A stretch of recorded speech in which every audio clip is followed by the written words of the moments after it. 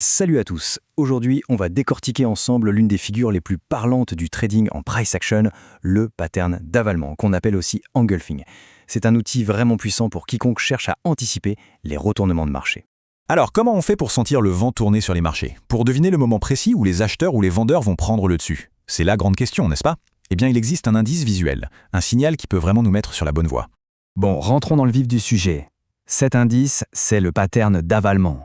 Il faut vraiment l'imaginer comme une passation de pouvoir, un vrai changement de la garde sur le marché.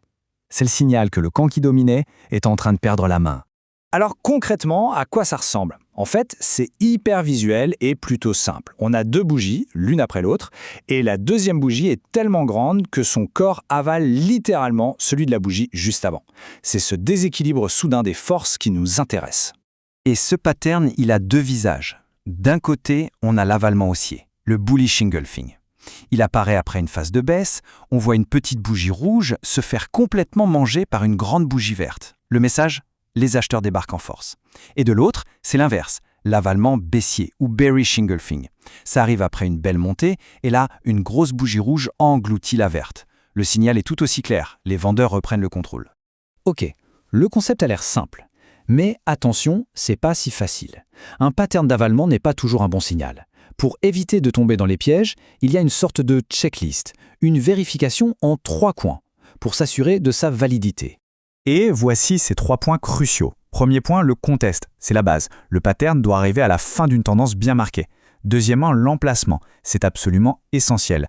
Un avalement qui se forme sur un gros niveau de support ou de résistance, ça a du poids.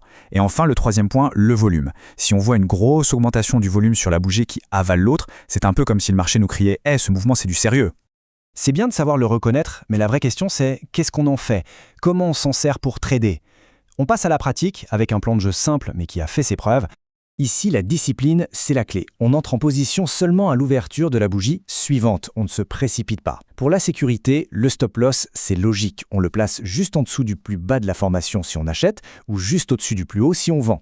Et l'objectif, on va chercher le prochain obstacle, le prochain gros niveau de support ou de résistance. Et ça, c'est fondamental dans n'importe quelle stratégie de trading, le fameux ratio risque-rendement. On cherche toujours au minimum à gagner 2 fois plus que ce qu'on est prêt à perdre. C'est la base pour tenir sur le long terme. Si on risque 10, c'est pour aller en chercher au moins 20. Bon, tout ça, c'est le plan parfait. Mais soyons clairs, le trading, c'est rarement parfait. Ce pattern, ce n'est pas une formule magique. Il est donc hyper important de connaître les erreurs classiques pour ne pas se faire piéger bêtement. S'il y a une seule et unique chose à retenir de tout ça, c'est bien celle-ci. Un pattern d'avalement, même s'il a l'air parfait, ne suffit jamais à lui seul pour prendre une décision. Le trader de façon isolée, c'est vraiment la meilleure recette pour aller droit dans le mur. Et voilà justement la liste des pièges à éviter. Le premier, c'est d'ignorer la grande tendance de fond.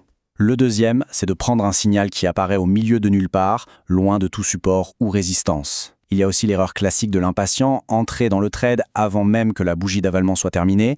Et enfin, attention au marché très nerveux, très volatile, parce que là, les faux signaux, ça pleut. Le contexte, encore une fois, c'est le patron. Pour finir, cette petite formule résume tout. On a un niveau de support ou de résistance solide, on a un beau pattern d'avalement qui se forme pile dessus, et on a une confirmation, par exemple avec le volume. Voilà, là on tient une configuration qui a du sens.